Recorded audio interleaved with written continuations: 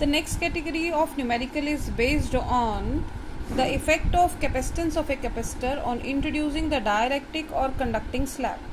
We know that there are two formulas for that. C is equal to epsilon naught A d minus t 1 minus 1 by k when dielectric is introduced, and C is equal to epsilon naught A d minus t when conducting slab is introduced. In such category, basically two types of numericals come, that is either by they change the value of t, the thickness of the slab is changed, or the value of k has been introduced. So let us do one numerical.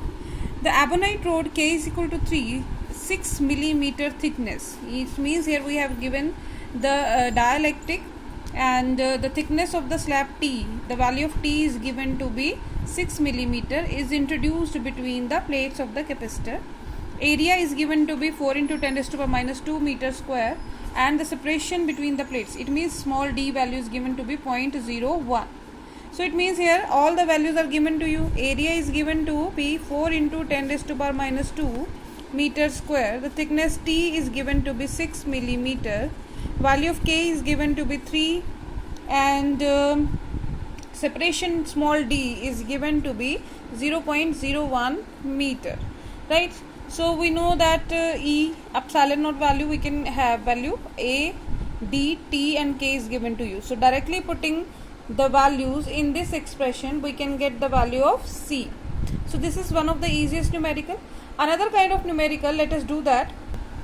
The statement for the next type is: a slab of material of dielectric constant K has same area as that of plates parallel plate capacitor. It means the dielectric slab has same area as that of the plates of the parallel plate capacitor, that is A, but has thickness 3 by 4 d. It means T is given to be 3 by 4 d, where d is the separation between the plates. How is the capacitance changed when the slab is introduced between the plates?